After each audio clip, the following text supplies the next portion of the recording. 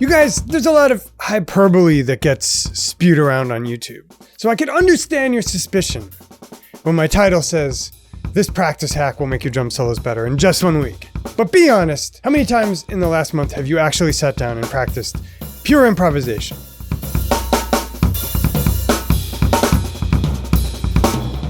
Not something out of a book, not playing along with the song, just creating. My guess, if I know my viewers, is not very many.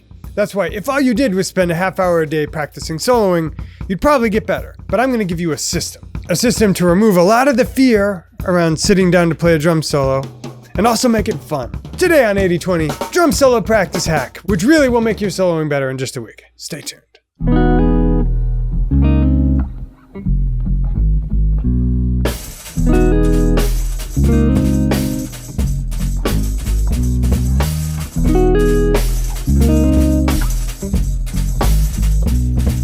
You guys, today's lesson is brought to you by me, the 80/20 drummer. I just released a brand new video mini course. It's 1 video each on the 3 things great drummers do better than we do. If you like the info you got in this lesson, way more there.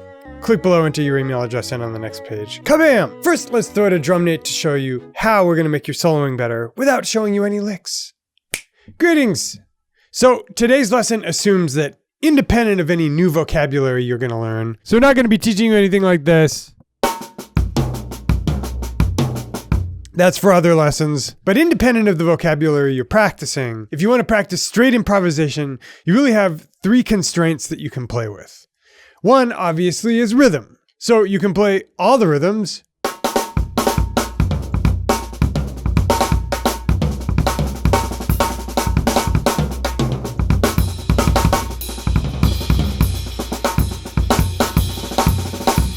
Or you can restrict yourself to something like just quarters and eighths.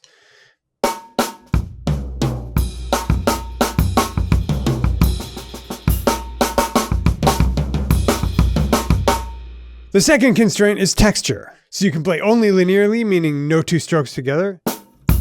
You can play center of the drum or rim shot. And the third is kind of the same as texture, but I wanted to make 3 categories. That's orchestration. So it's basically what drum or cymbal do you hit? Right, did you need a demonstration of that? Hey guys, here's what it's like when you play multiple drums. Right? So as we get into this challenge where I'm going to demonstrate stuff for you, keep these 3 things in mind, and I'm going to take you on a little rhythm odyssey when we come back. Ready to see me actually take on the challenge? Well, let's start. We're going to start with something easy for those of you following along at home. Here we go.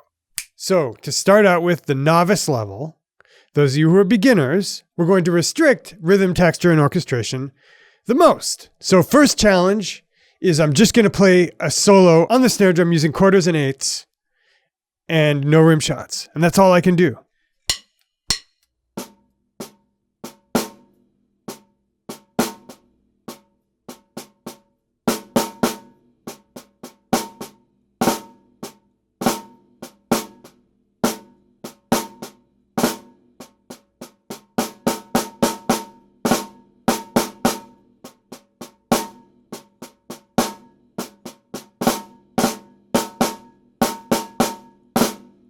So, what did we start to employ? We started to employ dynamics and phrasing. And because I wasn't worried about which drum to hit when, or was my touch cool with the rim shots, it gave me complete freedom. You get it. Next challenge, add the kick drum in. And we're going to add triplets. Here we go.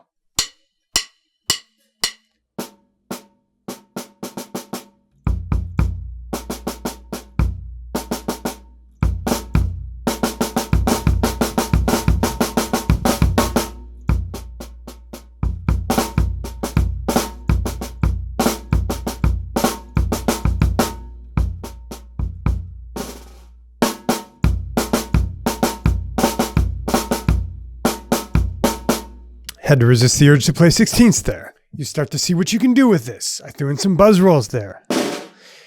And if you know how to make phrases, the restrictions, you can get around them a lot. For instance, if you're maybe a white belt at triplets, you might play something like,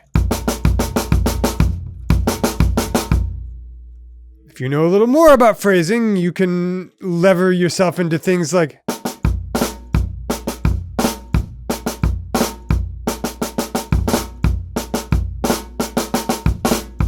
right? Like implied other meters. Again, you might notice I'm playing a lot of dynamics. Last one with purely rhythm, we're going to allow 16ths. So we're going to give ourselves a pretty broad palette of rhythm, but still restrict the orchestration and the texture. Here we go.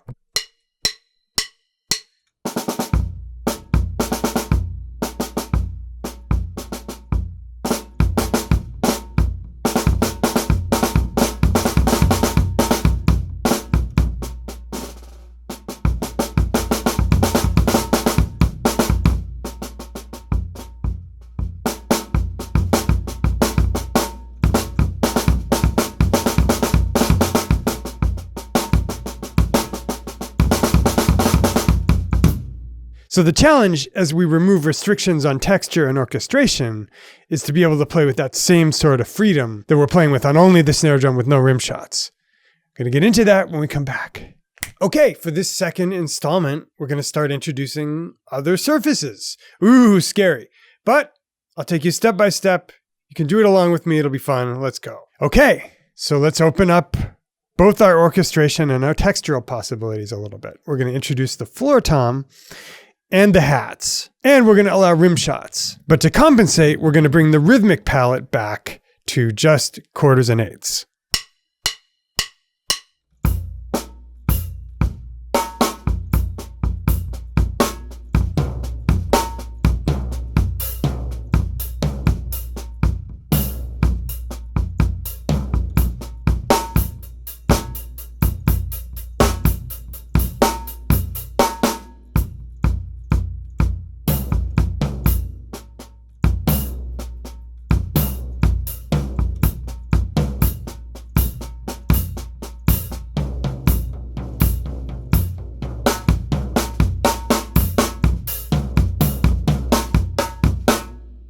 So what are some things I started to employ there when I was rhythmically constricted? I started to play with texture a lot because I could do double stops.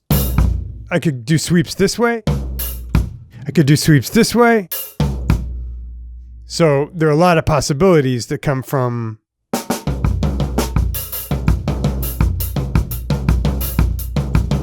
start to get into some of that fun windshield wiper stuff. Now let's make it 1 degree harder. We're going to introduce the rack tom as well, and we're going to allow triplets.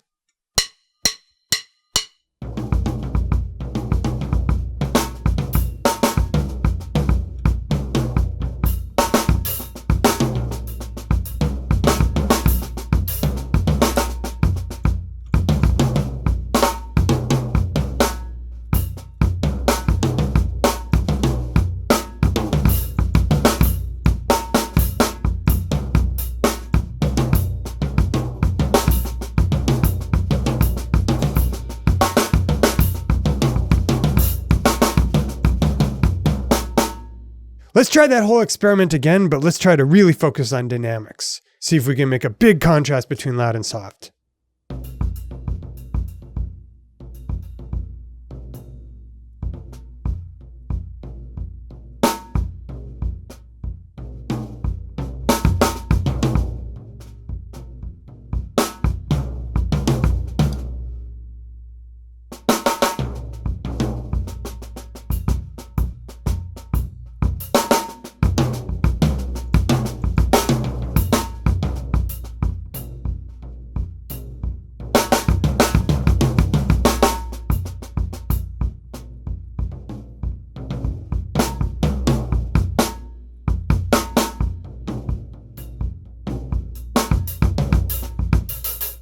So I felt like my ideas were a little more open there. You're always going to have a trade-off between really clean drumistic stuff and really creative stuff. And you kind of want to find that tension. You want to be able to do both. Okay, when we come back, I'm going to chop because I'm going to remove more restrictions, but quick break.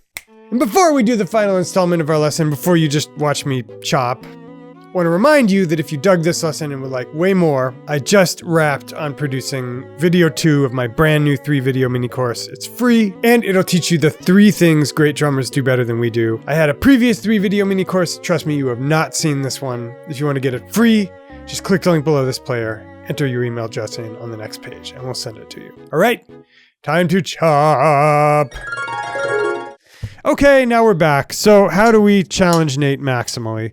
Well, let's start by removing most of the rhythmic restrictions. So quarters, eighths, triplets, sixteenths. Let's keep the textural and orchestration possibilities a little bit smaller. Let's go floor tom, snare drum, rim shots, and kick. Here we go.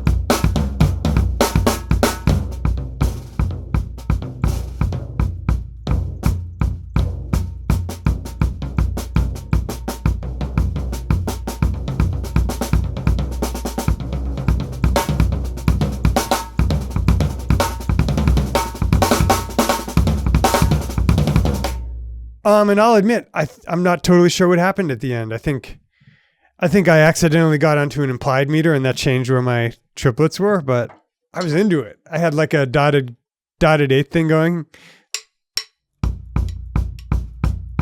Yeah. I mean, it was, we'll see what the people think.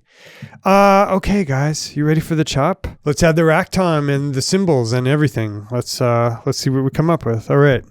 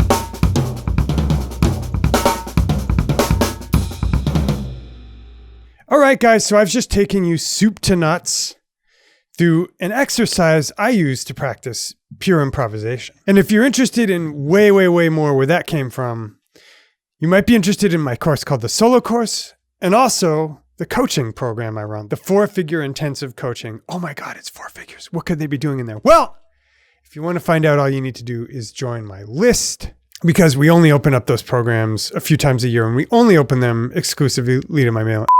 Oh, you guys, I forgot. I'm supposed to do that when I'm sitting in front of the... Anyway, that's how you get the gig. Drum Nate was in the middle of a pitch, but you heard it already. If you want to hear about those courses, make your drumming better, you need to be on the list. If you want to get on the list, you'll get my free 3-video mini course completely free. I think I said that already. Anyway, dudes, it's been a long day. See you again real soon in another lesson of the week.